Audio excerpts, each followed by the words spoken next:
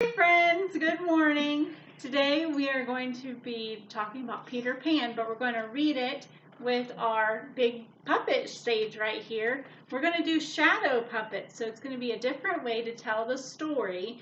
So you guys go ahead and sit down, gather around your screen, and watch our shadow puppet story.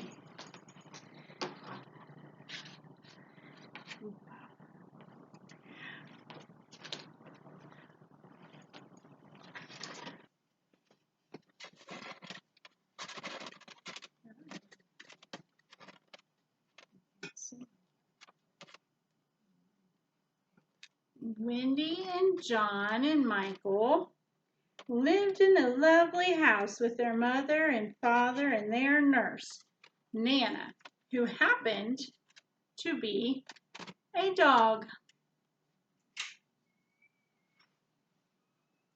The adventure that the children had might never have happened if Mr. Darling, in a fit of temper, had not locked Nana in the doghouse. For on the night that this story begins, Mr. and Mrs. Darling were at a party. Nana was in the doghouse instead of the nursery where she belonged, and the children were all alone in the house. Wendy and John and Michael were sound asleep when a boy dressed in a suit of green leaves came flying through the open window, followed by a bright light that flashed and twinkled as it darted in the room. When the light stopped moving, anyone looking would have seen that it was really a fairy.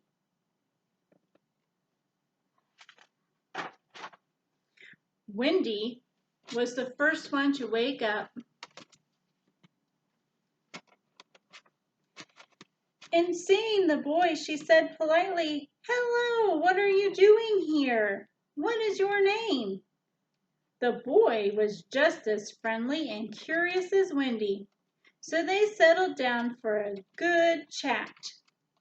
Wendy was very excited when she saw the fairy, and she thought its name Tinker Bell was very beautiful. As they talked, Wendy found out that the boy's name was Peter Pan, and he lived in a wonderful place called Neverland, where you never have to grow up, and that he was the captain of a band of lost boys, and that he didn't have a mother. "I come to your house often," Peter told Wendy, "so I can listen to the stories your mother tells you, because none of us in Neverland have any mothers. We don't know any stories." Peter thought for a moment and he said, "Wendy, why don't you come to Neverland with me? You could be our mother and tell us stories and take care of us." "But how would I get there?" Wendy asked. "By flying," Peter Pan answered, and to show her what he meant, he and Tinker Bell flew around the room.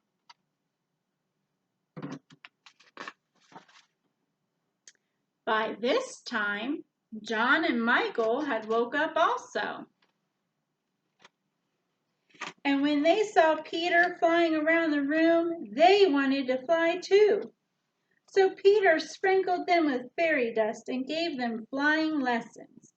Soon, all three of the children were swooping and flying around the nursery. "Look at us, we're flying!" they shouted. "Come with me to Neverland," Peter Pan said. "Oh, Wendy, please let's go," the boys begged. "We could have such wonderful adventures." Well, Wendy just couldn't resist. So off they all flew out the window, past the garden, through the town, and all over the ocean. They flew all that night and the next day, and they were getting very tired when Peter finally shouted, There's Neverland! We're home!" And there below them was a little tree-covered island. As they flew nearer, they could see a pirate ship in the cove. "Pirates!" John cried. "Who are they, Peter? Are you their captain?" "No, Captain Hook is their captain. He's a very bad pirate. In a fight once, I cut off part of his hand and a crocodile ate it. Now Captain Hook wears a hook for a hand, and the crocodile follows him everywhere, looking very hungry. The captain can always hear him coming because the crocodile once swallowed a clock. And so as he moves, he ticks, tick-tock, tick-tock. But one day, the clock will run out of batteries, and then the captain had better beware. Be careful of Hook. He's no friend of ours." Wendy and John and Michael shuddered as they flew over the cove. Soon, they were in their new home, a big cave under the ground, which they entered by going down ladders which were hidden inside of the hollowed-out trees. When Peter brought Wendy and John and Michael down into the tree, the lost boys came to welcome them.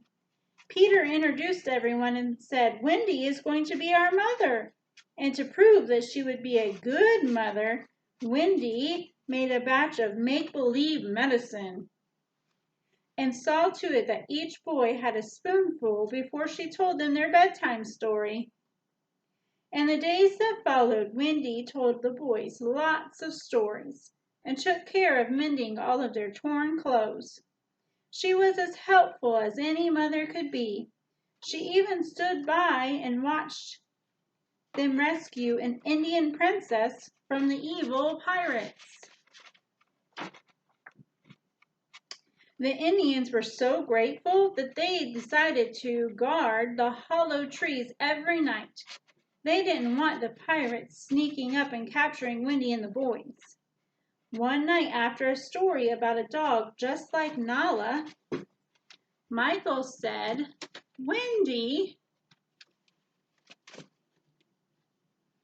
I want to go home to see if Mother and Father still remember us. I miss them, and I miss Nana." At that, the other boys put up an awful fuss and asked if they could go too. No one wanted to miss the nightly story, and they had all grown very fond of their make-believe medicine.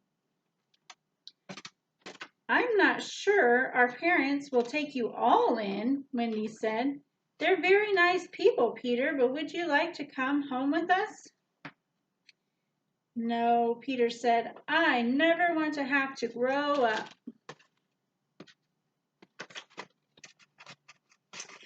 I'll stay here in Neverland. I'll be all right." And so the children got dressed and packed up their belongings. Then they climbed out of their cave right into the hands of Captain Hook and his men, who had overpowered the Indian guards. When all the children were tied up, the pirates carried them off to their ship. Down in the cave, a very sad Peter sat thinking about his friends.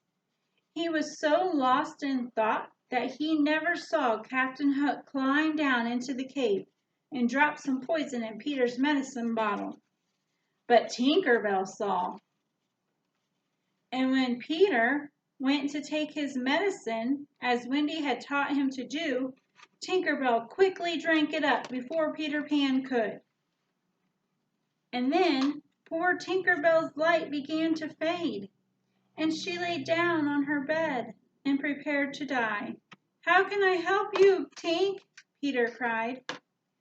I could get well if I knew that children everywhere believed in fairies, Tinker Bell whispered. Do you hear that, children? Of the world, Tinker Bell needs you. If you believe in fairies, clap your hands. That's it, louder. The sounds of millions of clapping hands carried on the wind to Neverland, and Tinker Bell was saved. Her voice grew stronger, and then her light brightened, and soon she was flying all around the room, just as well as ever. Then she told Peter what the pirates had done. I must rescue Wendy and the boys, Peter said. And he grabbed all the swords in the cave, climbed up a ladder, and ran through the woods toward the cove. As Peter ran, he passed the crocodile. But the crocodile wasn't ticking. Immediately, Peter decided that he would tick to frighten the beast of the night. Tick-tock, tick-tock, ticking beautifully, he dove into the water and swam toward the pirate ship. As Peter got close to the ship, Captain Hook heard the ticking. Tick-tock, tick-tock. Fearful that the crocodile had come for him, he hid behind his men. They were all so busy being frightened that no one was watching properly, and it was easy for Peter to climb aboard and sneak into the captain's cabin. Then he stopped ticking. When the terrible ticking stopped, Captain Hook came out from behind his men and went back about his business. And his business was Wendy and the boys. He wanted them to walk that plank. Just when he had them all lined up, there was a terrible sound from the cabin. Cock-a-doodle-doo! Cock-a-doodle-doo! The captain and his men were so terrified of this sound that they decided the children should have to fight the doodle-doo monster. So they pulled all of the children from the plank and pushed them into the cabin. Of course, it was really Peter Pan that was making the cock-a-doodle-doo sound. And when the children were safely inside the cabin, he untied them and gave them swords that he had brought. Men, let's teach these pirates a lesson, but leave Captain Hook to me. Wendy, you stay here in the cabin.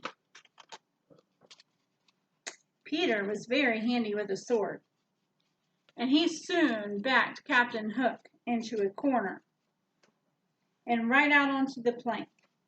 Knowing that him and his men had lost the battle, Captain Hook decided to escape. So he jumped out into the sea. But his end had come, for the patient crocodile was waiting just below. With the fight won, Peter went back to Neverland, and the children continued on their journey home.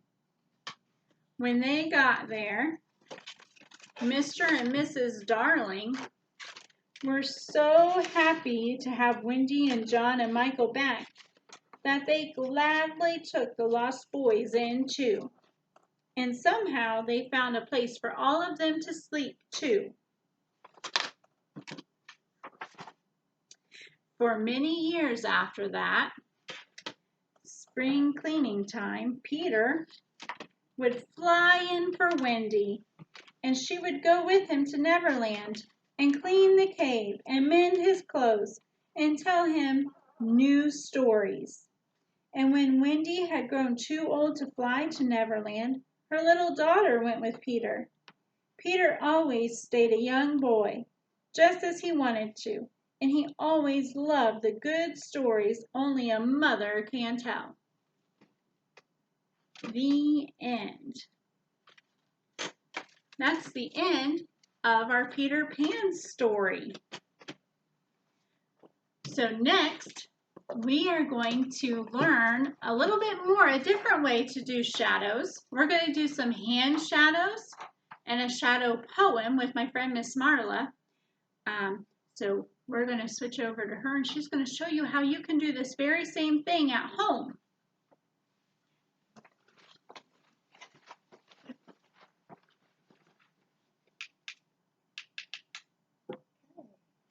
First of all, boys and girls, I have a poem for you, and it's called Let's Play Shadows. Let's play shadows in the sun. We're going to pretend like this whiteboard is our sun. I can make my shadow run. Everybody, make your shadows run. Stand up and run. I can make my shadow crouch down small. Get down as low to the ground as you can. Or reach up and be very, very tall. See my shadow? See how tall it is? I can make my shadow jump around. There I go. See it jumping all around? Or do patterns on the ground. You get way down low on the ground. My shadow is weary, see him creep. My shadow slowly can curl up and go to sleep. Okay, now boys and girls, I want you to use the sunshine, or if you're in the house, you can use a light like we're doing, and we're going to just do some shadow puppets of our own. We can just take our fingers, put them up, let the light shine upon them, and then look at your shadow behind it. Let's see if we can do something different. How about fly like a bird? Fly like a bird or a butterfly? Let's see if we can be a horse today. Ooh, oh, that looks more like a bunny rabbit, doesn't it? You can make all kinds of shapes and all kinds of little animals and creatures just by moving your hand and your fingers in all different directions. And inside your bag that we gave you, your kit, boys and girls, you'll find a paper in there, and it has a number of different designs that you can try at home. Okay? And now we're going to go over and we're going to show you how to make a stage all of your own so you can do some shadow puppets at home. And we have animal shadow puppets for you to work with. Okay, friends, this is the paper that Miss Marla was talking about where you can make different hand shadows. So there's spiders and bunnies and moose on here. There's all sorts of different ones you can try. And you can probably even make up your own. And let us know what kinds of animals you came up with. So friends, today we're going to make a shadow box. There's lots of different kinds of shadow boxes that you can make. This one here, my friend Miss Chris made for us, has some grass in the front, and it has the special curtain that hides some of the background stuff where we can put our flashlight. And there's little puppets in here so that when you have a flashlight back there, you can make your puppet go. So that's one kind of shoebox theater that you can make. Here's a different one that my friend made. She just took a picture that she found on the internet and she glued it on the back. And then she made some tall safari grass. And this time she doesn't even have a curtain. She just has her animals to make a puppet show all by herself. She can make it up however she wants to.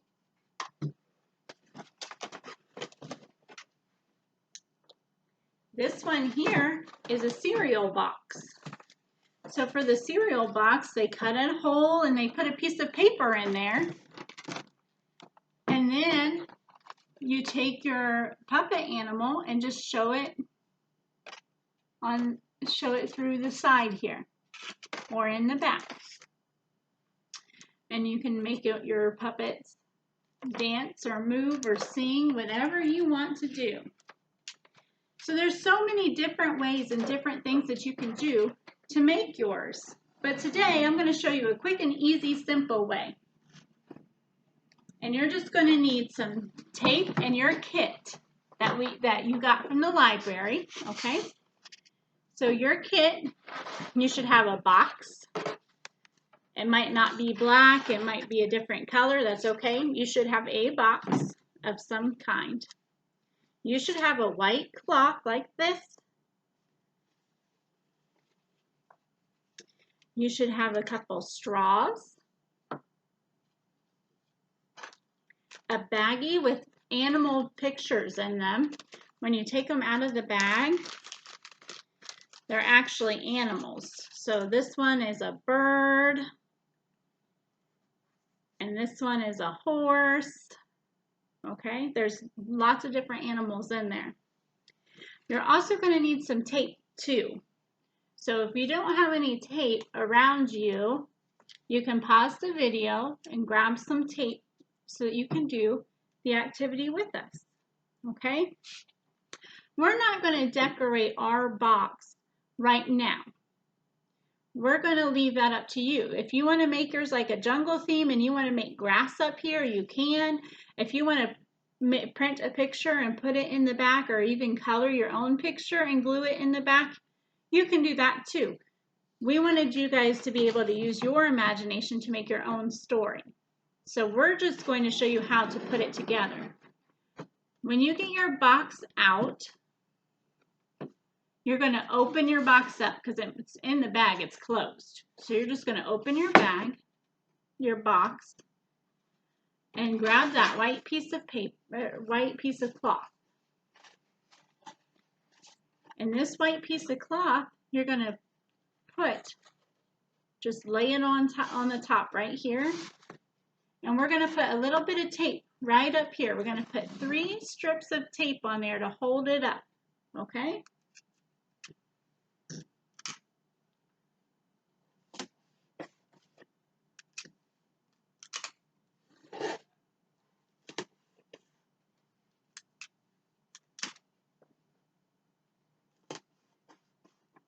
So now we have our stage set up. Now, Miss Candice is not going to make ours look as big and spiffy as this one. But if you wanted to make grass, we wanted to show you how to make grass to glue onto the front. You just need a green piece of paper, or if you're doing like a desert one, you need a yellow piece of paper. And all you have to do is use your scissors to cut little strips in your paper. Just like this. Just little strips. And then when you cut it, it turns into this right here. And then that's when you glue it on there. It looks a little bit like grass. So you can do that if you would like. You just cut little spots on your paper, but you don't go all the way, or else you just cut your paper all the way across. And that won't be very helpful. So next you need your little animals. Now, if you're going to use all of your animals, you can use all of them. I'm only going to show you how to do 2 today because they're all the same. So make sure your animal is sideways like this, and then take a straw and make sure it is sideways. Okay, we don't want to go to the top because you can't get your animal in there. We got to go sideways. So you're going to put your straw on the back of your animal, and we're just going to put a piece of tape right here on the back to keep our animal on our straw.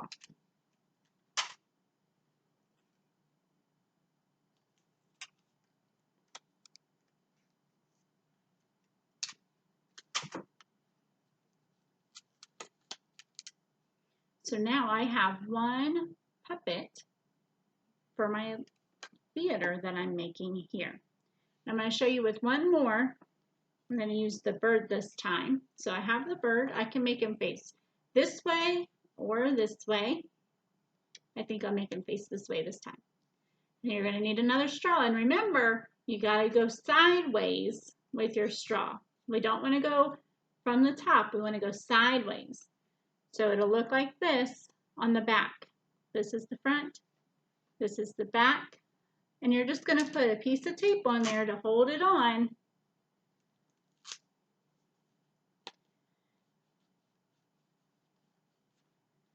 So now I have two puppets. Okay, and I can use these either way. This way you see the straw a little bit, but that's okay.